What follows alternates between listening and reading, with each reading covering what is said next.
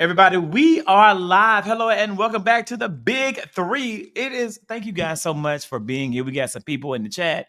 Y'all are ready. We are ready. Thank you guys so much for joining us. Drop the comments, keep them coming. We talking about arthritis in the chat. We talking about other podcasts, talking about suppression. I know absolutely there's been a community of us going strong.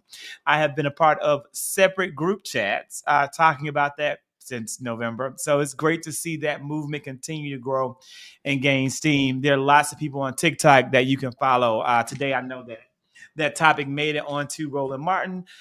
So please check that out. Now, listen, everybody, we're gonna jump right into it. We got a lot to talk about. Mamdani, the man Mamdani. It's been a week, people. It's been a week. Kenny, you really were one of the first people to bravely. Well, Tiffany, you actually been fighting the whole week. 2 weeks, 2 whole weeks, okay? 2 consistent weeks, right? To tell it. The mayoral primary is over. Can I say my piece? Can I say my piece? Lordy. Congratulations, Zoran Mamdani, for your decisive win in that mayoral primary. You had a lot going against you, and your ass was able to make it through. Secondly, just because somebody is critical of the Israeli government does not mean that they're anti-Semitic. Thirdly, centrists, you asked for this. You've been begging progressives to run on a local level, and Zoran Mamdani did that, and guess what? He won. Get over it. So what? He's a self-proclaimed socialist. There's a fascist in office, but I guarantee you this, he's better than a Republican. Fourth and foremost, leftist. Now is not the time to be motherfucking racist. I know y'all asses had that draft ready to motherfucking go if Zoran had lost, but that was not the case. But here's the issue that's happening right now, and I'm waiting to see more information on the exit polls to see how much he polled when it came to black people. It's not that black people don't believe in socialist policies. The problem is we have an issue when it comes to the system. The system is, even when these social programs are implemented heavily, black people are discriminated and left out. Black people have been promised that we would benefit from certain policies, but been left out disproportionately when it comes to quality education, housing, legal representation. And before you dismiss it and just claim it's identity politics, there is data, actual evidence that backs that. Oops. It stopped like it started. There has been explicit bias when it comes to black people, when it comes to these social programs. And even when we're talking about child welfare, and this is according to NYCLU, even though black people make up 23% of the population, did you know that 38% of black children are reported to the family regulatory system and 52% are snatched and taken from their homes? So again, even when the system has benefits, it can work against us and harm us. So what I'm offering is a solution to a lot of black people's hesitancy when it comes to these social programs. What I would like to see Zoran Mamdani implement or suggest is a civil rights task force, a permanent civil rights task force that will do pattern and practice investigations into these social programs to curb the discrimination that's plaguing the black community in New York City. I can acknowledge that there's existing task force, but unfortunately they're not doing what they need to do for the people because there's still statistics showing that black people have still been left out. But that's just my suggestion before the general election, is building a coalition around Zoran that's going to be inclusive, that's going to deal with all the disparities that's impacting all marginalized communities. Do you think that's too much of an ask? Because I keep hearing excuses. Kenny, what do you mean you keep hearing excuses? Oh, it's a mess. Today, should we just go into it? Shall we go for it? I mean, that's the whole point. Like this is a very, I don't think anyone on here wants to have the conversation. Let's just be very clear and just very point blank. Not one of us was sitting here in any way fighting for anybody in this race to win, because guess what, people? We don't live in New York. And posting anything about this has resulted in, bumps, bruises, all types of chaos that really it doesn't and will not affect us because we don't live in a fucking city. And it's probably not going to affect you either because you don't live in the fucking city.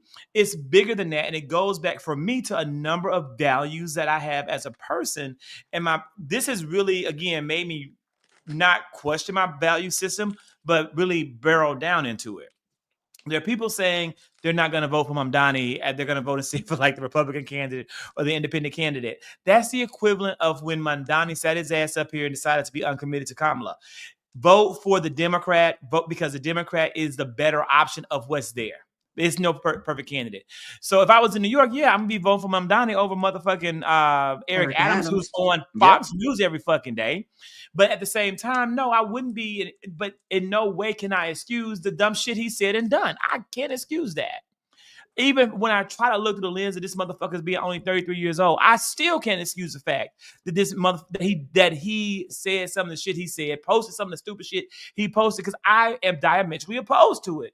But at the end of the day, I have to accept the fact a human is a human and a politician is a politician, and I still have to have someone in office who's a better choice for me. But Kenny, yeah, I think it's time to put it all out there.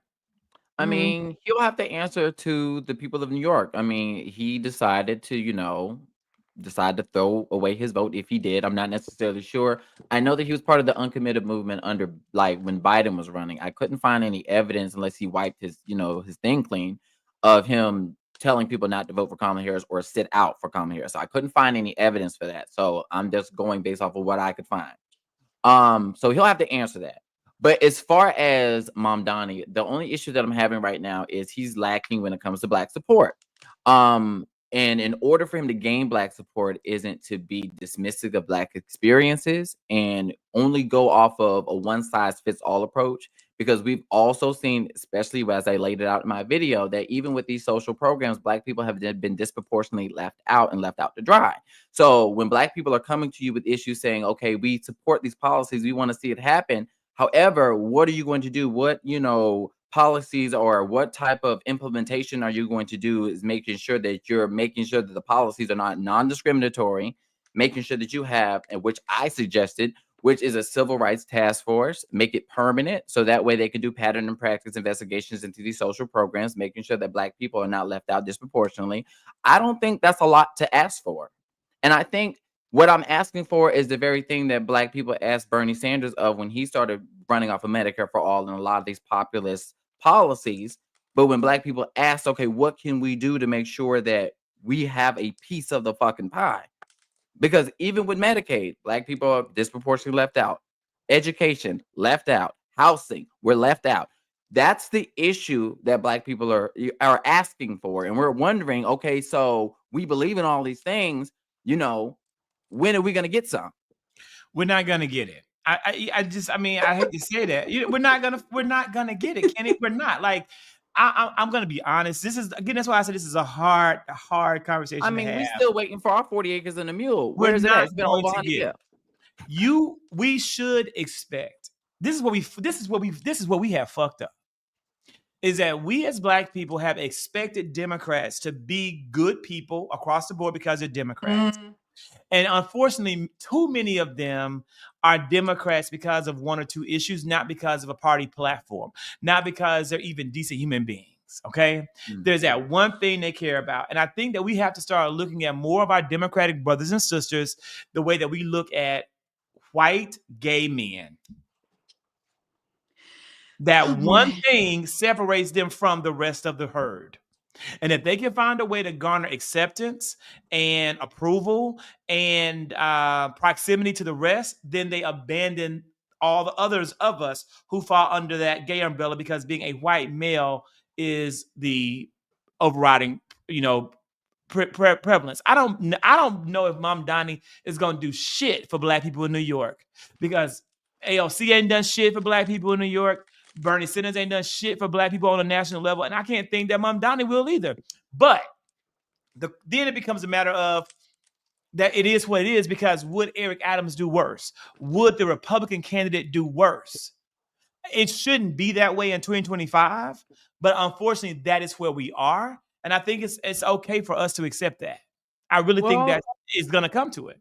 But if he just commits to what I said in my video by bringing up or proposing a civil rights task force, I feel that will make a big difference. I feel that him promising to Black people that I will make sure that you have a piece of the pie, that you will not be left out and left out to dry, I feel that could get his Black support. What I'm seeing from people who are pro Mamdani, a lot of his supporters, even some of his surrogates, they think it's cute to beat down the Black clergy. That's not going to get you the Black votes.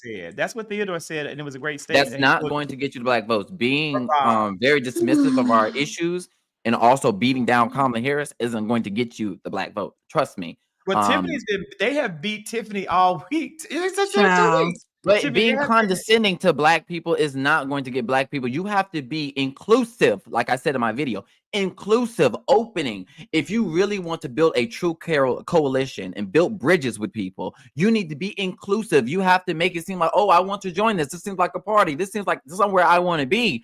You don't want to be like, oh, well, you don't know what's best for you. You black people just need to get in line. I saw people today saying that since Mamdani is the primary nominee for the mayoral primary, you know what I'm saying? He's the nominee, right? They're saying that he just deserves the black vote because now he's the nominee. However, when Kamala Harris became the nominee, they said that she had to deserve their vote. So why is it that Mamdani is just given the black vote, but Kamala Harris has to earn every vote that she gets? That doesn't make any sense to me. The hypocrisy.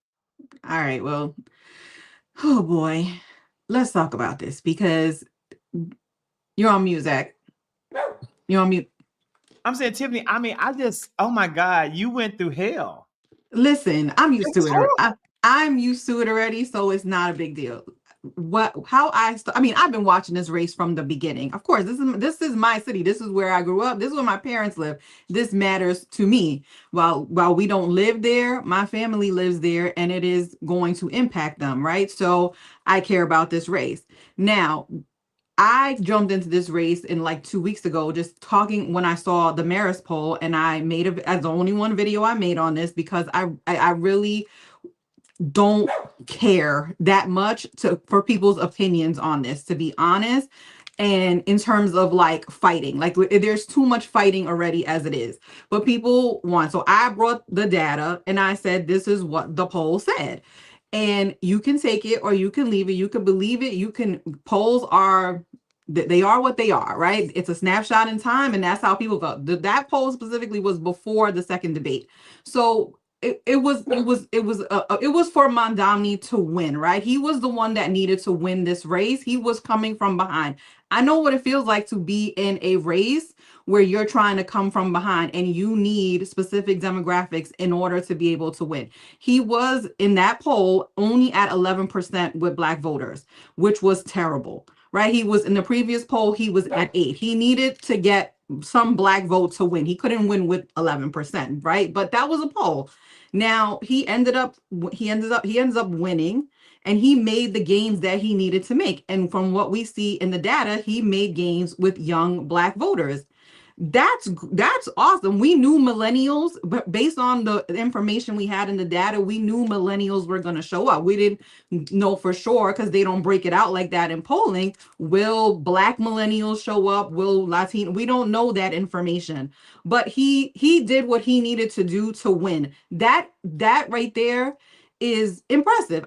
People are mad at me because this is how I feel. It was impressive from a data standpoint, from where he started at 1%, making his way up to winning and molly-whopping the shit out of Andrew Cuomo.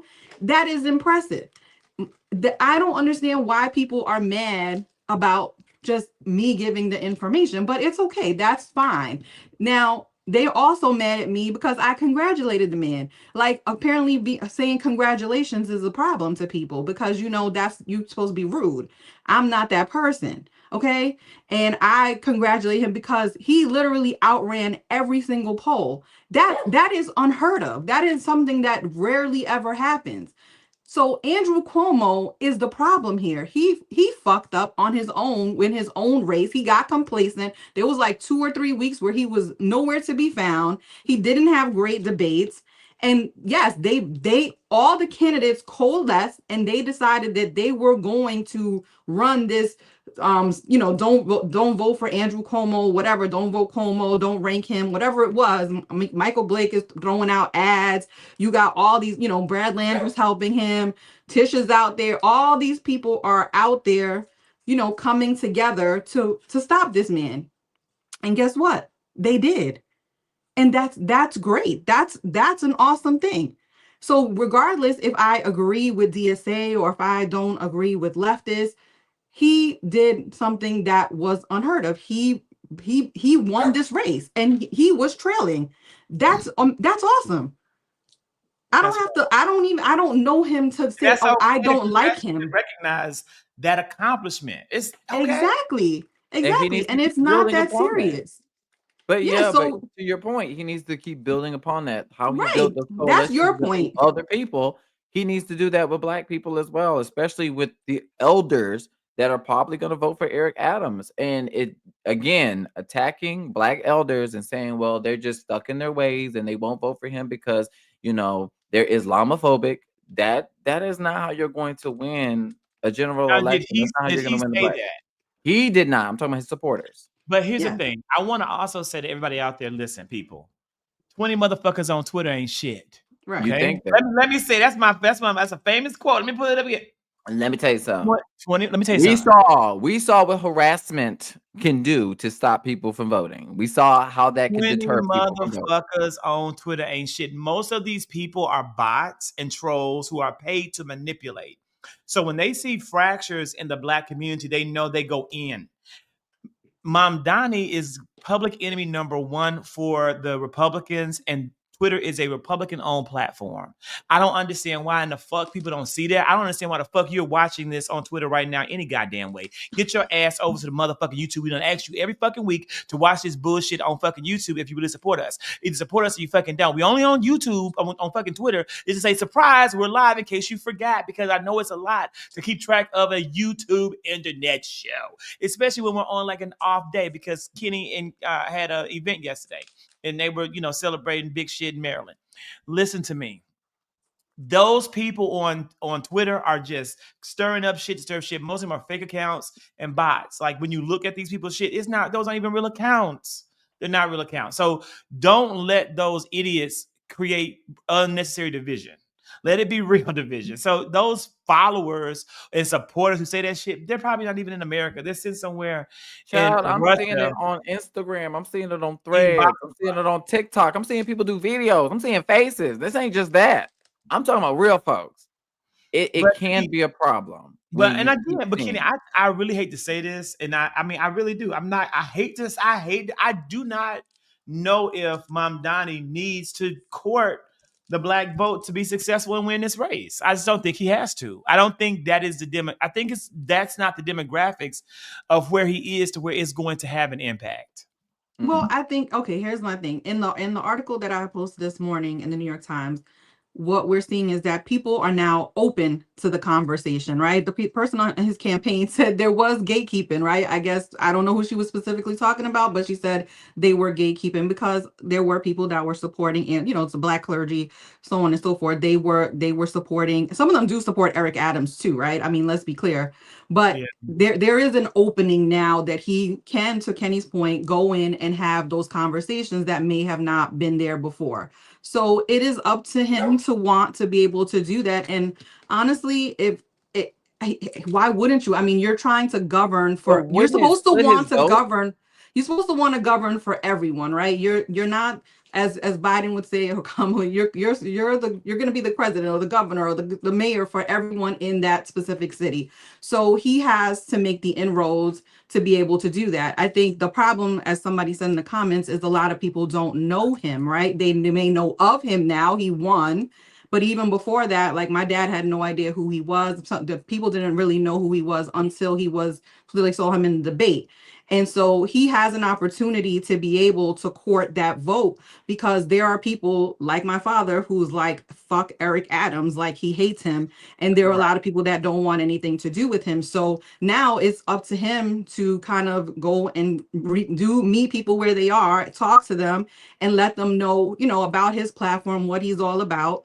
And there are things that he can say and do, and I don't, it's not like people are shutting him up. They're not saying we never want to talk to this dude, but they're saying bring him, you come over here and talk to us now. The door is wide open. Yeah. Dude, he has a chance to do the work. He has a chance to be a great leader. He has a chance to be the defining voice. He has a chance to be the Gen Z mayor, the defining voice of a new generation at the municipal level. Okay, you're Yeah. being given the opportunity to lead the largest city in our country, the greatest city in the world, according to Alicia Keys and Jay-Z. It's New York. So you have the chance to do the work, to make up for the bullshit that you've said in the past, to really earn the respect and love of your city. And, he may do it.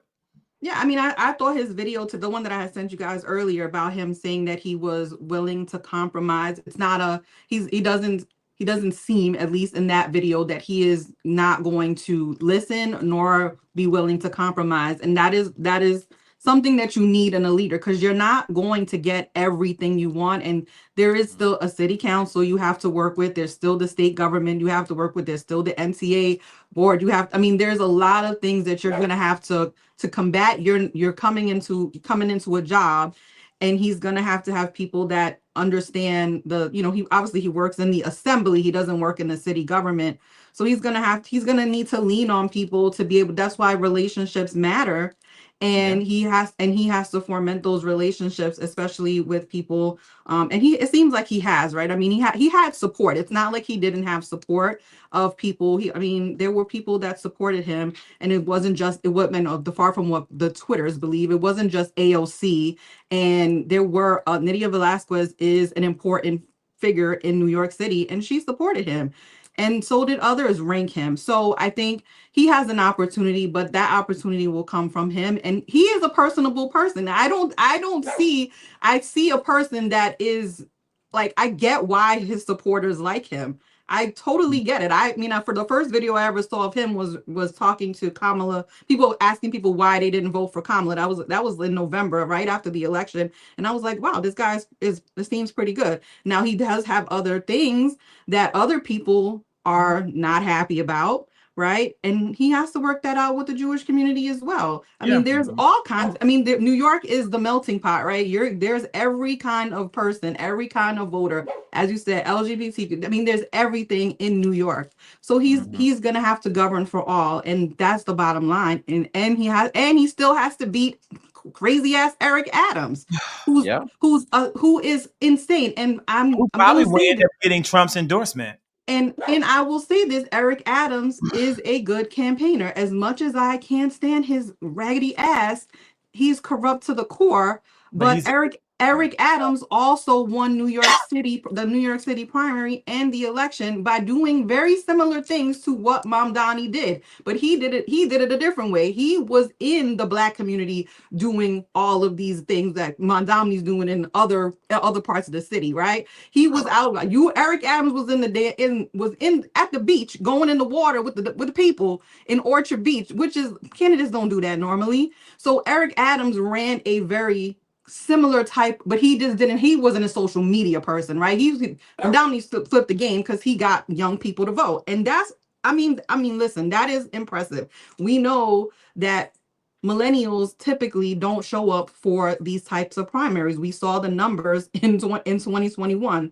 The 18 to 29 was like 17 or 17.9%, and the millennials, it was probably like, I want to say it was like 23%. So he probably got that up to about where he needed to be, which was 30%, and added new voters. Like, he added people that weren't even voting, people that hadn't voted in 2021, 22, 20. I mean, he added people to this. It was not, Cuomo didn't bring anyone new to the table. But can we talk about why he did it?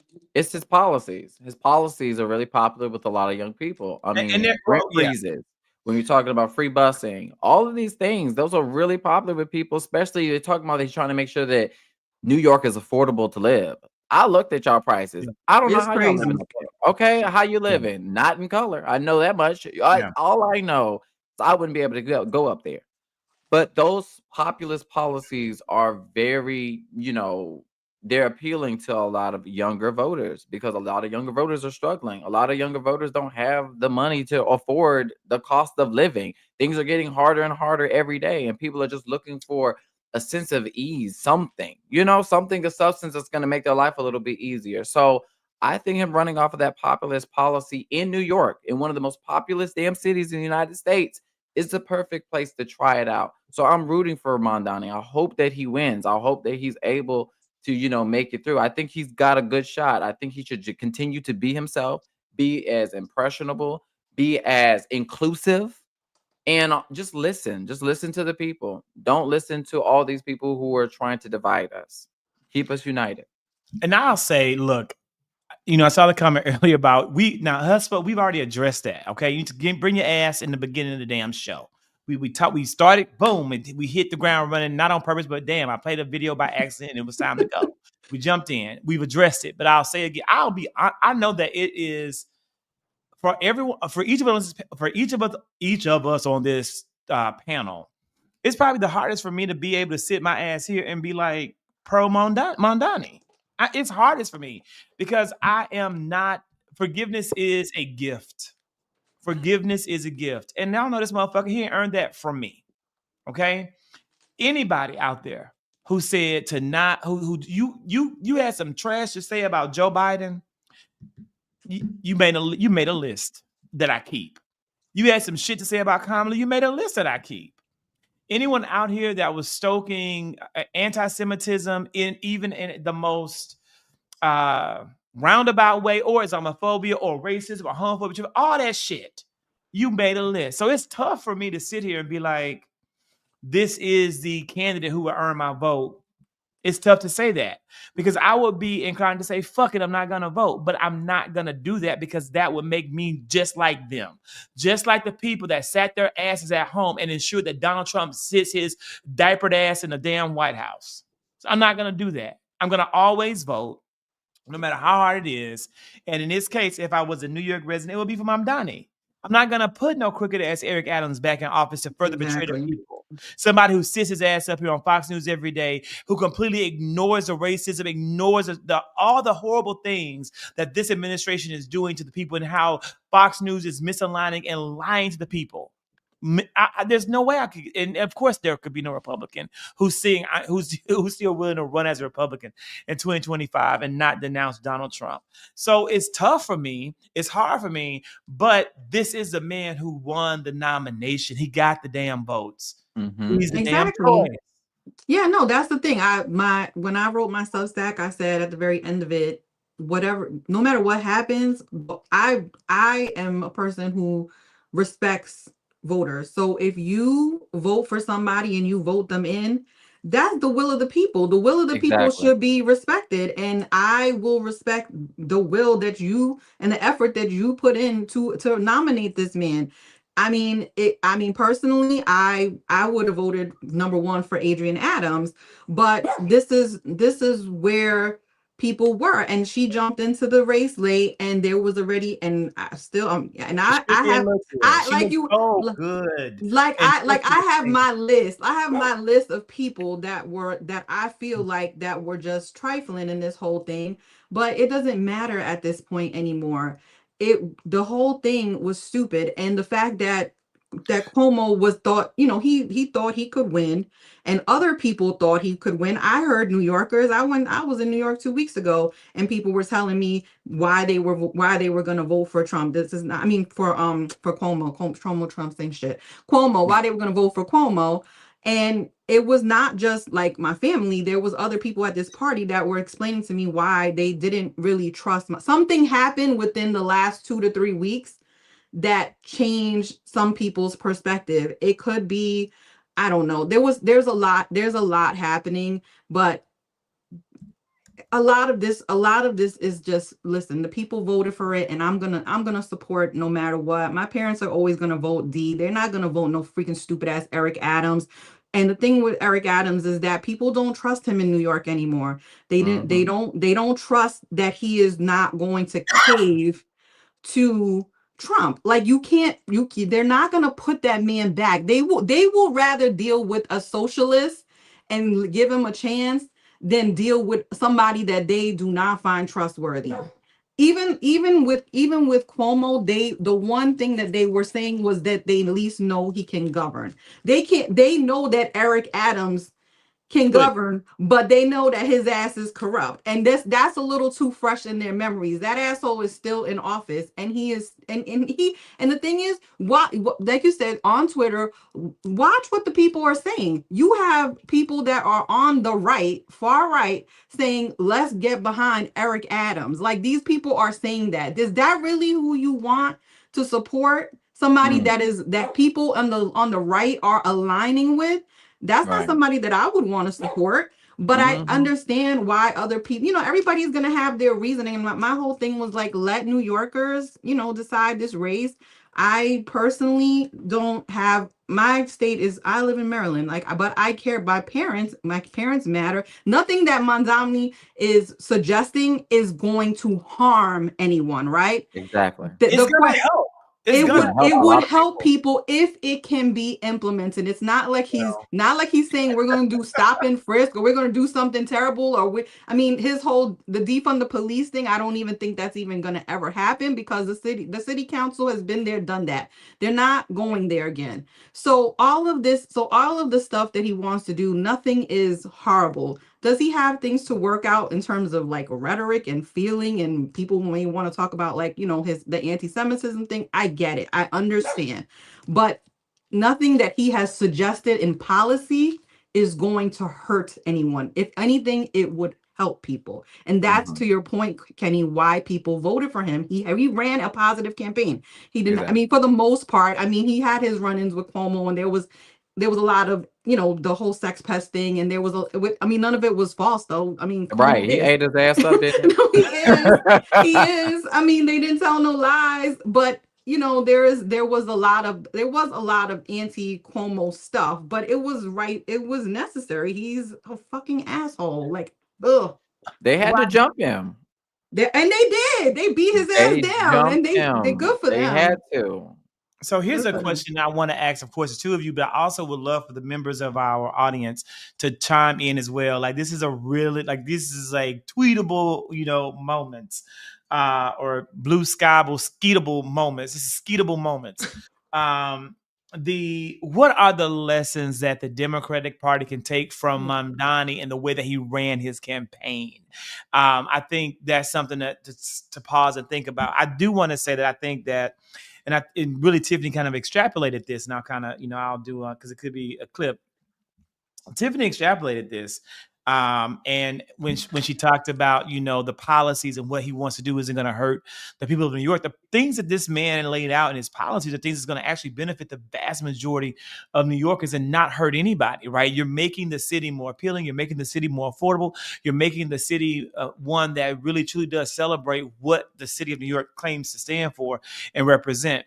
I believe that one key lesson that Democrats can take from this is that when you truly put the policies out there that are progressive and that are for the people will come and band together around you to see it through. And no level of smear, no level of tear down, no level of attack from the opposition will take away from the hope that you give people for a better tomorrow.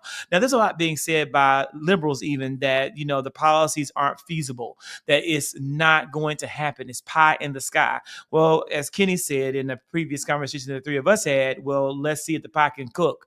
Let's see if he can bake that pie. Because if he can, it's going to be a major win for far leftists and progressives and socialists, or whatever he wants to identify as this moment all around the country. Because we want to see it work. We want to see these programs succeed at a high level. We want to see them be equitably distributed to all people at a high level and meet the diverse needs of the populace. We want to see it happen. The question is, can it? But even if it can't, the fact that he was able to motivate young voters who typically had sat it out and get them out there, to me, is important and makes a difference. And so I believe that Democrats don't have to go far left in terms of their rhetoric, in terms of their ideology even, but they do have to go more progressive in the policies and stand on it and not let Republicans tear down the beliefs they really do hold and what they really know will make America better, and clearly communicated 4 simple things. I never saw him go far outside of 4 or 5 things, and that's all you need. That's a lesson I think I'm taking from it. Yeah, I think to your last point, repetition. So he had He had his four things that he really wanted to do: the city-owned grocery stores, the freeze the rent, and there's a couple other policies that he had that resonated with people. The free buses, that was one of them. But he repeated it over and over again. And I read an article today that was saying that was something that he perfected. He knew in all his videos to repeat the same thing over and over again.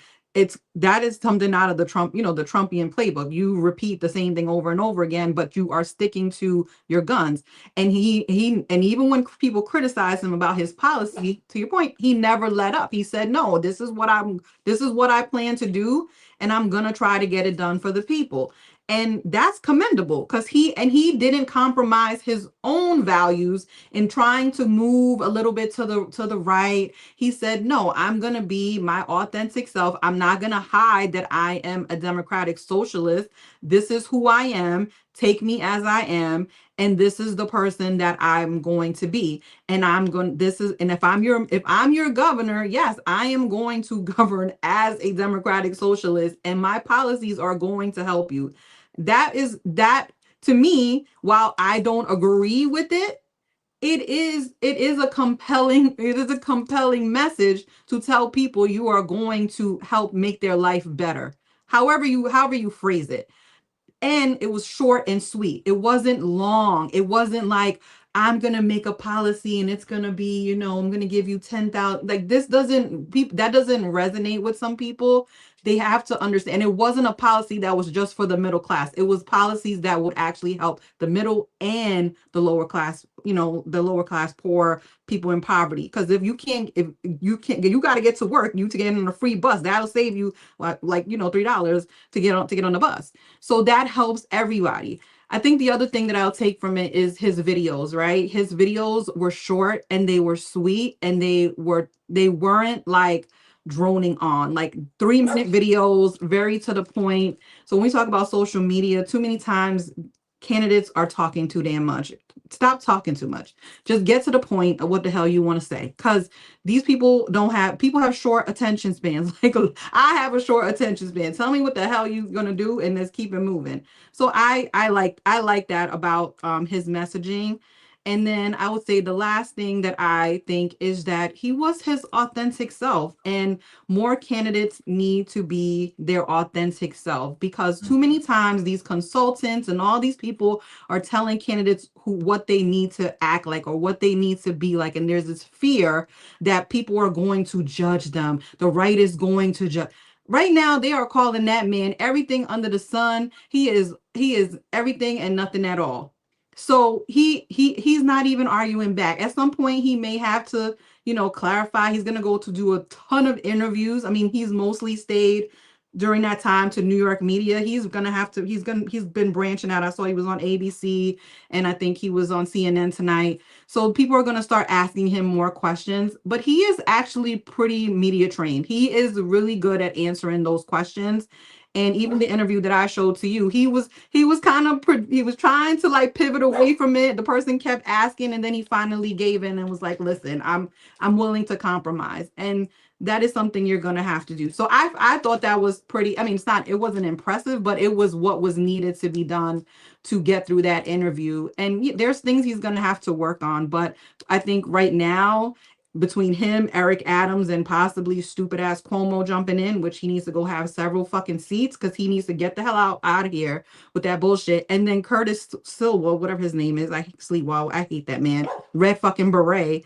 They all suck. Okay, so he has a great opportunity to be able to expand his coalition, and that's what it is. New Yorkers will either tune him out or listen, and I assume they will listen, because that's how New Yorkers are.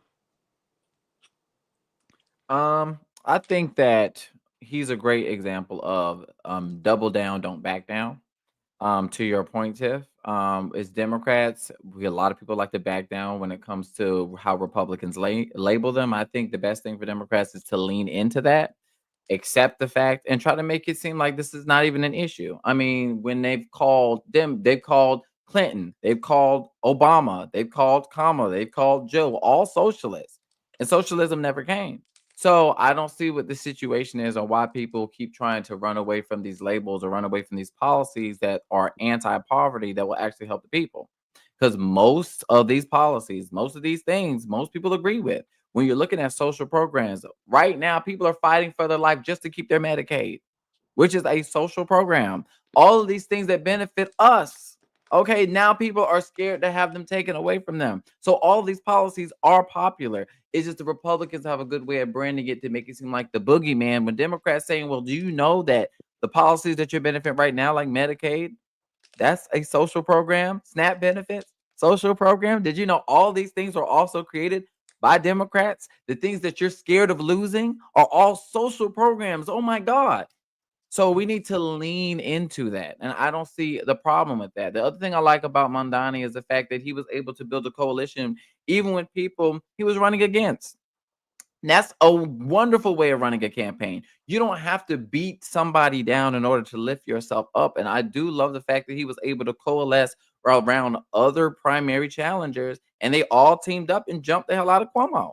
That's a great way of doing it. He's a unifier, not a divider. And I think that's a big lesson for Democrats because I think that people feel the need in order for them to be more politically expedient or move to the next level. They feel that they have to tear somebody down in order to jump into that spot. We saw what happened with Joe Biden. It left a bad taste in a lot of Democrats' mouth that they forced him out of the race. A lot of us don't really trust Democrats. And I feel like Mondani seems like he's 100% authentically himself. And I don't feel that he needs to beat people down in order to get where he is. He's just doing it based off of his policies. He's just presenting the policies that is going to help the people and it's resonating. But that's the big thing that I want people to take out of it. Double down, okay? Don't back down. Be positive. Be a unifier, not a divider. Amen. You're on mute. Oh, you're on mute. Yeah, amen. Double down, don't back down. Listen, we'll go to some brief questions here or some comments, and I wish we could break through that message in Florida. Yeah. No comment. I mean, they're watching Fox News like they are popping Fox News like they pop motherfucking arthritis medication down there. Okay, like it's generational. It's gonna be hard to break through, but I agree. But it's gonna be tough. As a black lefty who would have voted for Zoran, I appreciate you guys are being fair in this conversation. So that's the whole point, is to just be honest. That's why we do this, and to give that perspective. I think a lot of people on social media thought that we may have a different perspective, like different take. And again, I think it's very important and transparent to be like, I don't like him as a person because of the shit he's done. He can change my opinion. He can. He is charismatic. He's attractive. I like to see him on TV if I didn't know the shit he may have said in the past.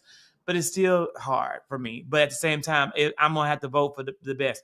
Guys, here's the next topic, right? I know we won't stay on over. I didn't even know we had a show tonight because, again, Kenny, we didn't. There was no fucking agreement to even have a show tonight. There was no agreement. Then Kenny gonna say about 12 o'clock, what's today's topics? And I was like, damn, like, because but we missed been away too Wednesday. He was so sad that we missed last week because there was so much happening. That was We're last back. week. Yes, last week. Every Wednesday before. we will not miss again. And one thing that we did miss was the damn bombs over motherfucking Tehran.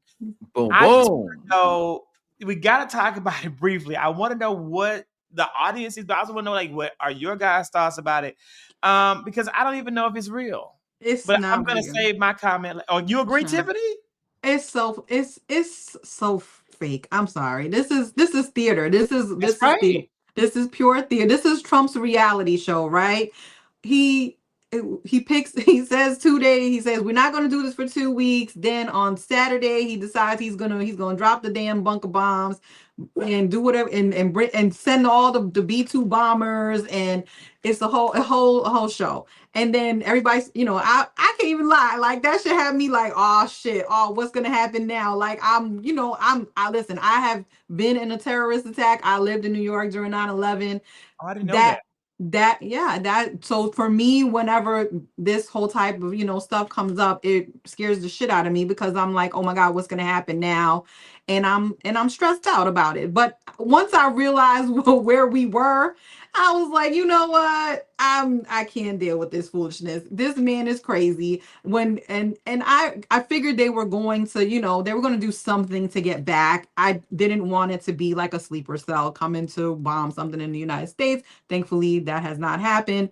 Them going back and saying, well, they called Qatar and be like, hey, guess what? We're gonna bomb, clear the airspace, clear everything out. And they even admit this. And I'm like, you know what? This is a whole. And then Trump is fighting with Bibi yesterday, or it was either yesterday. Or I was in Atlanta, and I'm like seeing all these things go by, and I'm like, what is happening? Like, this is crazy. Trump is now mad at Bibi, telling him, I'm not giving you no more missiles and all this shit. Supposedly. But it's like you said, like, think about, this is what we kind of, number one, you had the epic disaster of the $45 million invested in the Donald Trump birthday parade that was the biggest flop ever seen in American history. You spent $45 million for maybe 10,000 people to come and witness a shit show, okay? A shit show. And that was going to be panned for the whole month. We were going to make fun of that shit for the whole fucking month. In addition, at the exact same time that only 10,000 people came to see a $45 million birthday celebration, you had 5 million Americans participating in the No Kings March, the largest domestic protest of an American leader in the history of the country. And on top of that, you had, within the course of a couple days after that, new economic indicators dropping. So it just was so fucking convenient that this don't forget one thing.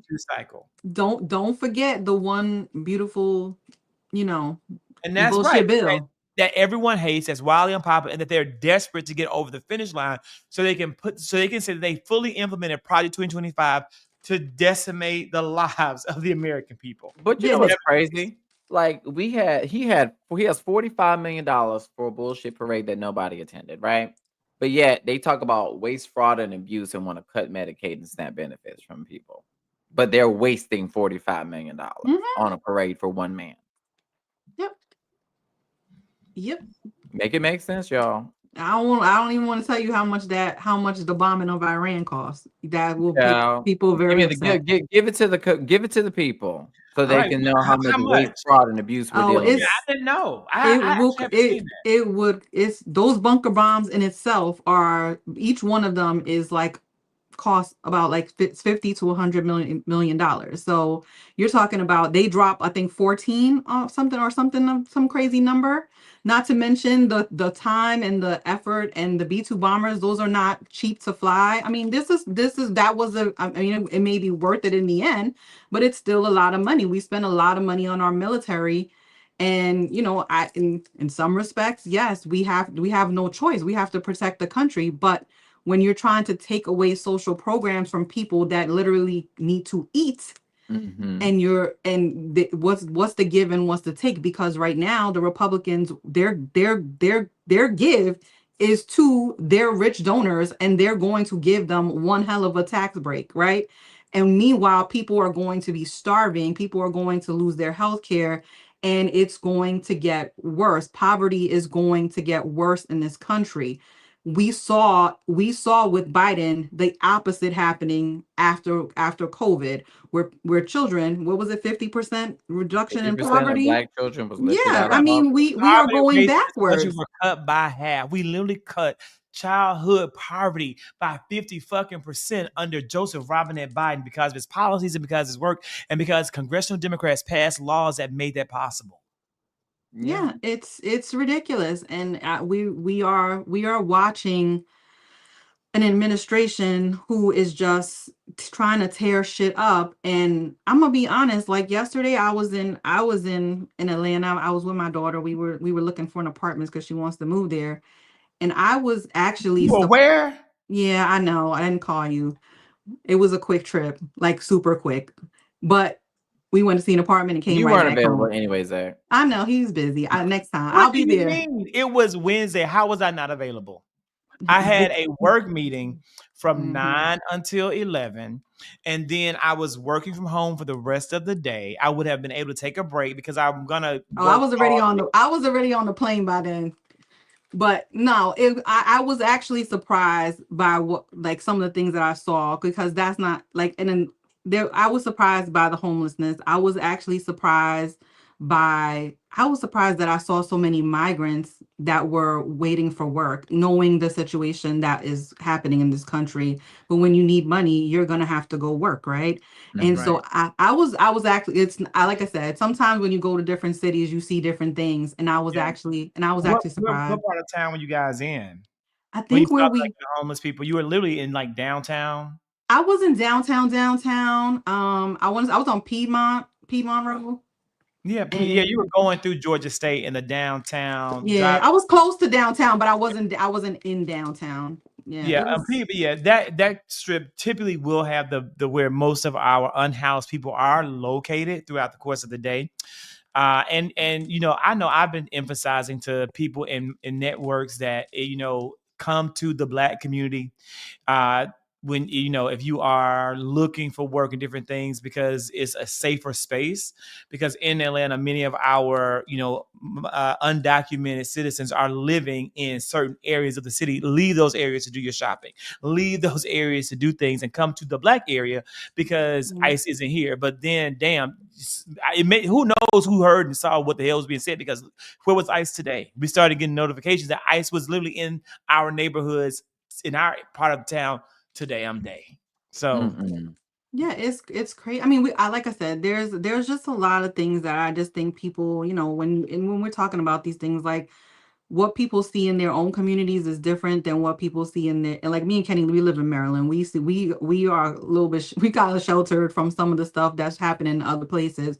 We live, we're in a different place. New York is a different place, and when people are trying to nationalize like some of this stuff, like what happens in New York is what's happening in New York. That doesn't really have anything to do. Baltimore is a whole different city. That's the closest Oh city to yeah. me. That's a whole Baltimore's different like you city. moving. This feels like you just went to a whole nother state.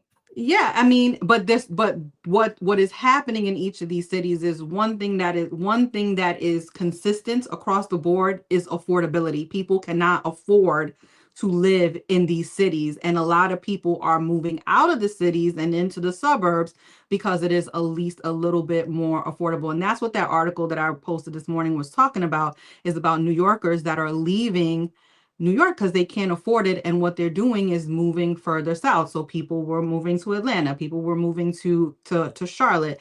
They were trying to find places that they could move. And I mean, myself, I moved to Maryland. So, and I'm sure my parents at some point will move out too. It's just one of those things where affordability is what's but driving these did your daughter find Atlanta to be more affordable? It's definitely way more affordable than here. I mean, so for a two-bedroom apartment here, you're talking at least above $2,000. In Atlanta, it was like maybe $1,600 for a real. I mean, the apartments were beautiful for what you're getting. It Yeah. is in New York, you're paying 25 to $3,000, and you are still living. You're still not living in the most ideal apartment. You're living in an old building that doesn't have amenities. I mean, these are newer developments. This is Yeah. not these things. The girl that was helping us, she was from New York, and she was telling me her father wasn't her father refuses to move down to Atlanta. He still wants to stay in the hood. And we were laughing about it, but the truth is some people just will never move. But there are a lot of people that are deciding they don't want to live in the city anymore. They want to live outside of it, and they can afford it in other places. And Mm-hmm. I think that's something that we should really pay attention to, because even today I was reading a report that even Maryland, we are gaining more people. We haven't gained people in Maryland in a really long time. We've been losing population, but people are actually moving down here. And the funny thing is, the people that are moving down here are not white. They are I Black know. and My Hispanic. black ass moved up here. Yeah, no, it's a really interesting thing to watch how people are moving. But again, the consistent thing, no matter where you live in this country, everybody is having affordability issues because shit is Mhm. too damn high. It is. It's a real issue, and again, people are saying, "Be careful." Yeah, I live in Atlanta. I love. You won't meet anybody in the world who probably loves Atlanta more than I love Atlanta. But I agree, there are some dangers that can be there. Yeah, and the votes are going to be suppressed. Georgia has a major, voter suppression issue.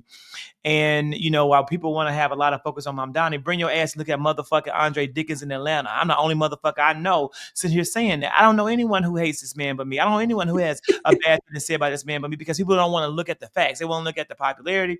They want to look at the viral clips. They want to look at the fun shit. They don't want to look at what is the fact. What's the real issue? They The fact won't that look we at have Cop an City, will they? unhoused. That's what they're not looking at. Cop City. Cop City's built and done now. No one cares about Cop City anymore but me. I'm only the person still mad about it. People aren't, when you talk about the unhoused population, we have a mental health crisis. We have issues. We don't have support for people that need support. We don't have shelters in the city anymore. We had them. They all got shut down. Those are the things that, to me, are absolutely abhorrent to have in America's quote unquote black Mecca, because those homeless people that Tiffany saw, they're black people. They were black, all of them, 100%. Everybody homeless, they're all black people, but no one's addressing it. No one cares except some random person like me, who sit here saying this shit that no one cares about. This is because we like Andre Dickens. He's an attractive black man. We love him. Not the fact that this motherfucker is so conservatively coded, it makes me sick to my stomach. He is such a Republican. He is such a Republican. But I swear to God, I would be ripped from pillar to post for saying that. But I know what it is. So but again, Tiff, your baby moves here, she'll be well taken care of. Like, she'll be well taken care of. I know. It was beautiful, by the way. I honestly enjoyed. I have gone to Atlanta a few times, but I was actually Y'all really, got some nice apartments in Atlanta. yeah, no, they really, but the they really were wages are nice. not where they need to be for me, so I can't. Kenny, listen. The buildings that we went to, the girl was like, "You want to move right now?" They have availability, child. But the thing is, I think with Atlanta, what I really loved, and it felt like home, like it felt like being here in Maryland, because of course, blackity black. And I was like, and it felt like we went to eat, and I was like, we were in Marietta, and we went to eat, and I was just like, it was a Tuesday night, and everybody and their mama was out eating, and I'm like, okay, well, it was popping. I was like, it's the club. We eat out all the time. It's like it was the club. You get to eat in Atlanta, but and I think I was like, okay, this feels good. stuff. Like this felt good. But the people were super nice. Like you said, people were really sweet and nice to us. So if she actually does end up moving there, I would be happy, and I would be happy because I could get to come see y'all. You can stay at the house. Your baby may not have room in her apartment. She may not want. You can always stay right here at the house. You got plenty of room. I love when people come to the house and stay at the house. I like company. I don't have company often, so I do love guests. I love being hospitable.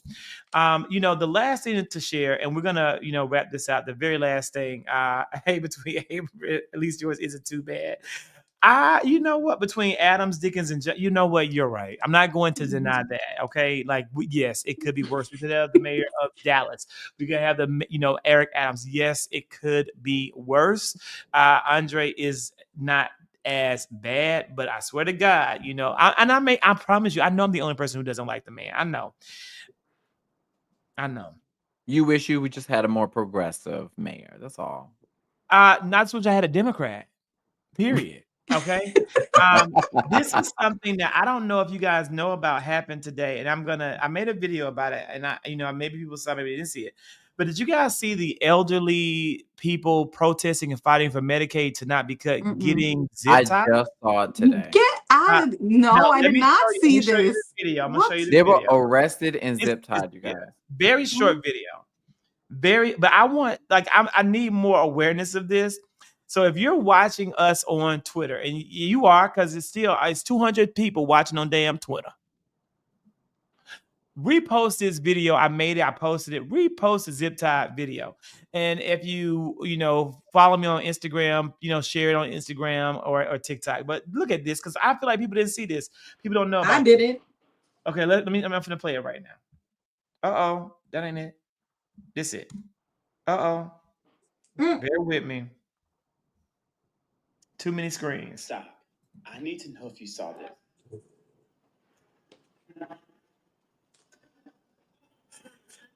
On June 26th, the Russell Senate Office building, Medicaid activists in wheelchairs were arrested, zip-tied, and dragged out by Capitol Police for staging a sit-in to protest Medicaid cuts. I didn't see zip ties then. disabled Americans, senior citizens, some who can barely afford to breathe without Medicaid, were zip tied for asking not to be abandoned by their representatives, by their senators, by their government. And if you want to know how the Republican lawmakers that they were there to see, that they were there to talk to, that they were there to then boycott, if you want to know how they reacted to this, did nothing except simply stroll out to lunch, unbothered, unmoved, and unashamed.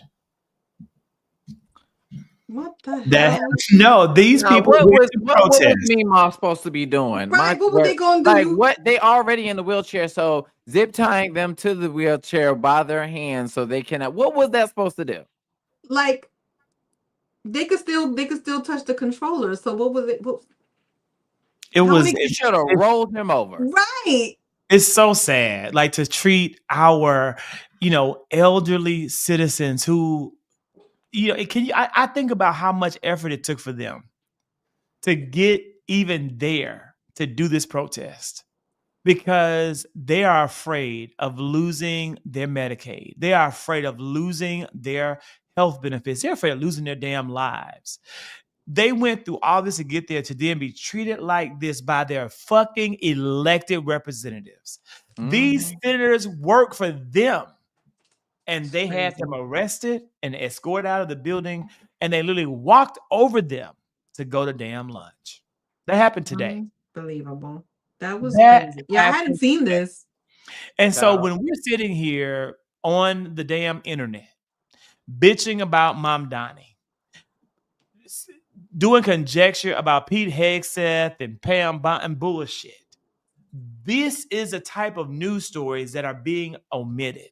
And that's why it's so important for you to follow and support content creators like me and Kenny and Tiff and Brian, who are out here, and Carrie and Shante, like who are out here, and Jose, trying to give more voice to things that we know aren't being covered by the news. I knew people hadn't seen this, but this is something that to me would infuriate the Fox News voters. Those Fox News viewers who are sitting at home watching Fox News, they're in their damn wheelchairs. They have their damn oxygen tanks. They smoke cigarettes all damn the day. They would be outraged if they knew this, but of course, this is never gonna make the damn light of day on Fox. They would be flabbergasted if they were still on oxygen watching this. Okay, Yeah, trust me. And we got to get the word out. And Yeah, so no. that's why, and that's why it's important to follow Tiffany's Substack. Thank you. These people just have no soul. And it's interesting enough that they talk about Christian values, but how is this godly? How is this of God, what they're doing to people? It's not. It's This they is don't like care. you have no Christians. humanity whatsoever if you can But treat the your elders Christians. like this. No, and so I know that Kenny, have you seen any of the super likes money or the money when people like donate? No, I haven't really looked. I don't even know how to even cash that Kenny stuff don't out. know, I got money like- sitting on my account, and I don't know how to do anything with it. It's just sitting there. I would like for you to, if you would like to support us, give the super chat, because I looked at my YouTube studio and that it don't be like, I don't know how much YouTube take, but obviously it's too damn much because it's not there. Like it's not damn there. I have $17.32. Ooh, you rich. Okay, I have $17.32. So in lieu of people drop in super chats or whatever it is to pay, instead subscribe to Tiffany's Substack. If you want to, you have it where you can subscribe and pay yet, Tiffany. No, I still didn't do it yet. Tiffany's going to, so don't do it tonight. We'll focus and highlight her next damn week. But let me tell you who a motherfucker who is being, you can't pay, okay? It's me. You can subscribe to my Substack, the colored section. And before you get offended, which, I do not want to offend you. I promise you, it's not my goal. It's called the color section because the focus of my page is always on Black, brown, and queer communities. And queer is like the damn rainbow, the colored section. And so that's why it's called that, because all the stories are going to be from that vantage point, and it's meant to speak to those communities and to the accomplices and allies who support us and walk with us us every single day in the journey towards liberation. So the cost is like $8, or it's eight. Well, actually, it's like I think $5 a month, or like $80 for the year. Give me $80 damn dollars. Give me $80. Give me $80 this year. Just give me $80, and that way, $5 a month no, I is want still cheaper $80. than going to McDonald's, you guys. That's Just drop the okay. You $80. can't even get a number at McDonald's for $5. So Yeah, but if you get 10 said, if here you I get go, 10 shit. people at $5, that's $50. Then maybe you can go to Red Lobster and get you a crab boil. have Contessa, my anybody point is- tried it yet? Because I'm tempted No, with this new I do. CEO. Stop. This will be the final point. Hold that. I fucking did try that shit. I have a beautiful food review dropping tomorrow that's gonna make your ass fall out the chair laughing. But I'll give it to you guys. Y'all finna get the damn exclusive. Listen, people. Contessa, my Please, point but is, look. We have a really Contessa, good. don't donate to YouTube, y'all. Stop. Oh yeah, the Tiff. Yeah, donate to Kenny on YouTube because he don't have a Substack. But I'm saying I don't think we're getting the money. I don't think we're getting the bulk of the money. YouTube is getting a portion of the money. So instead, support the damn Substack. So at least damn subscribe. But really, it would like you to be a paid subscriber. And once I build up a community of paid subscribers, I'm gonna actually be able to like do like better paid subscriber content. Kenny, very brief. Let me tell you something. You can't go to McDonald's either now. We boycott McDonald's, Josh. Don't play them damn games. We ain't don't the show is fuck hell no. Don't take your ass to no damn Target. Okay, very quick. Kenny said the Red Lobster bowl. You don't. I bet you no one on here knows except the two of these people on here that I have a special side passion project for the city of Atlanta that's only for community service, and I do food reviews. Like brutally honest. Don't take your ass and eat here food reviews. If you want to ever see them, it's Zach ZACKIENATL Zach and ATL on TikTok. I don't post them anywhere else. Only on TikTok. I will, however, post this one particular food review on Twitter just so everybody can see it. Who's there? Now listen, Kenny, I took my ass yesterday because I was I wanted to do the food review just for the people because everybody's talking about these Red Lobster bags. It's all over social media, and people. I know that these food people reviewing them are being paid to do it. I can tell when they're fake. I can tell when someone is being paid, black, white, or otherwise, to do it. I've seen black people do basically sponsored Red Lobster posts. I've seen this one really good white guy do one where he had the old lady like crack the lobster for him in the TikTok. I knew this was all fake. I knew this was all, it wasn't real. So I went to the Red Lobster by my house. It's off of Candler Road, okay? A notoriously hood area of Atlanta. I go to this Red Lobster, knowing the Red Lobster has been garbage from the moment it's probably been in existence, okay? It may not have been worth shit since the damn 80s. But I'm like, this is a major promo. It's going viral. Surely, people, it will be a good experience on the bags. I did my online order. I ordered the Mariner's bag. The Mariner's bag has lobster. It has the crab claw, and it has What flavor? corn. I got it Creole butter because I'm like, give me some spicy. So people, I go in there. It was supposed to be ready in 23 minutes. I went in there after 30 minutes. I wanted my bag to still be hot, but I know that, hey, I know us on Candler Road. It's going to be a little late. When it hit 43 minutes after I had ordered it, and it was like 20 minutes late, I said, cancel this. I'm finna leave. And they gave me a whole bunch of back and forth. They were really nice. The staff was nice. Everybody was nice. I was contained. I can't say I was nice, but I wasn't mean. I wasn't rude. I was contained. And I'm like, it's okay. I'm not going to get it. I do not want it. I'm going to leave. So of course I left. I said, but I want my money back within 5 to 7 days. Because it was $70 for my order. So because those Mariner bags like $50. I think I had ordered like some crabs, something crab, because I had dip. I had never had it. But I was committed to my content. So I then drove 10 minutes up the road to La Vista Road to another Red Lobster. I called the order in. I got there. My order was ready within 15 minutes. Like I called it in, 10 minutes to get there, 5 minutes wait, boom, it's ready. Hot and fresh. Steam coming out the motherfucking like container. So I'm like, yes, I'm gonna go home. I'm gonna eat it. Like, okay. Drove 10 minutes back to my house. It was still hot and fresh. They didn't have the Mariner bag. They told me we don't have any lobster. And I'm like, that's no problem. I'll take the sailor bag, which is like $30, and I'll pay for a crab claw to be put into it, Creole butter. I opened my bag. That bag didn't have shit in it but shrimp. reheated shrimp. Frozen reheated shrimp. That's what was in the damn bag. The same kind of damn shrimp you buy at Kroger, Walmart in the bag. That's what it was. It was no fresh shrimp. And that's, it wasn't. It didn't have sausage. It was supposed to have sausage. There was no sausage in my bag.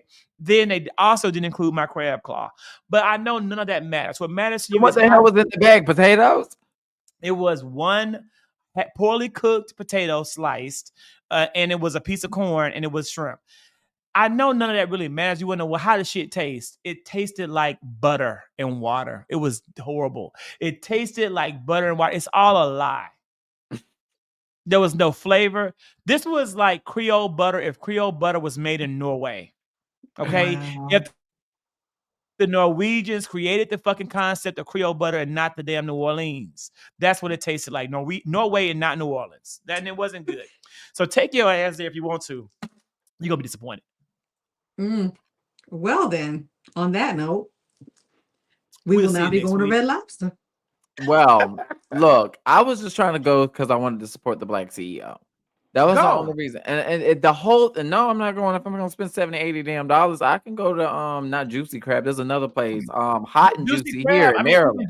It's so much better. This was horrible. I hate to say No, it. I'm going to Hot and Juicy if I'm gonna get it. Okay, Hot and Juicy really knows what they're doing, and I know that. The other thing is, I did watch a video, right? And to somebody's point, they said the reason why it just tastes like, it's supposed to taste like seafood because it's like the ocean with a little bit of garlic, a little bit of butter. I think to her point, maybe us Black folks forgot what seafood actually tastes like because we be drenching it in oils and all this butter and all this like Zatarans, all this seasoning, salt and grease. Kenny, okay, listen, I go to we have this amazing seafood restaurant here in Atlanta called Spun Divots. It's been in Atlanta since 1978 or 79. It's located by the airport. They fly the seafood in every single day. It's like it looks like a little shack, but it's not. It's meant to look like a shack, but it really does kind of, because it's so old, it is kind of shack-like. Listen, I'm so serious. Spun Divots is a lot. It actually had like a whole cancel moment because people were complaining it was so expensive, but they fly the seafood in. The seafood there is real, fresh, tasting seafood, right? Like it's not as good as what you're gonna get in Baltimore. It's not, but it's very close. It's absolutely the best you're gonna get in a damn Atlanta or somewhere like Atlanta. And I know the taste of good seafood. This shit was frozen, reheated seafood. It was not good. And not only was it not fresh, it was not seasoned.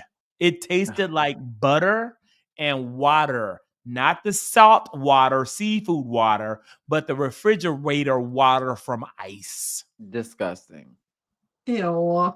If you're ever in Maryland, I don't give a damn how much you want the Red Lobster CEO to crack your crab. It ain't good. Child, the way they make it look like on the commercials, child, you know how they like to lie. So I do want you guys to go. I saw one person in the comments say they went and they agreed, but I do want you guys to go, and I will post that review in the morning on Twitter just so everybody can see it and get a good laugh. Because my food reviews are like unhinged. They are unhinged as hell. So, well, I can't wait to see it because I know you're gonna go in. He's gonna go in. He's gonna go in, and I got proof. I have pictures of the food. I have evidence. I know. I can't wait to see what this looks like. No, I cannot wait to see what this bag looks like. No cluster. Pictures of the bag. I'm gonna show you that uncooked corn. I mean, that potato wasn't fully fucking cooked. I have my evidence. Okay, that's a damn shame. I won't be going to Red Lobster, but again, if you're ever in Maryland, there's a place called Hot and Juicy. Mm-hmm. Very good. Have you been? No, I mean, I'm gonna come. Really? And Tiff, you live here. Why have you been yet? Yeah, but there we have one up here, but we don't got no damn Hot and Juicy. We got another spot that we go to. I'm telling you, Hot and Juicy. Somebody told me about it. It was one of my customers. I can tell you right now. But DC is in between the two of you, right? Like, yeah, but it's in DC. Well, yeah, Kenny's like he's like southwest of me. Yeah. So we gotta get some photos, man. We have work to do. Like, we got a photo together. We got work. So I'm gonna come up so we can get our photos made and get our promo ready, so that we are ready for when the midterms are. When August hits, for the midterms we have our shit right. So thank you guys for watching. We got some donations from Contessa. We love you, girl. Subscribe to the Substack. We get some good stuff. We'll see y'all next week on Wednesday. On Wednesday.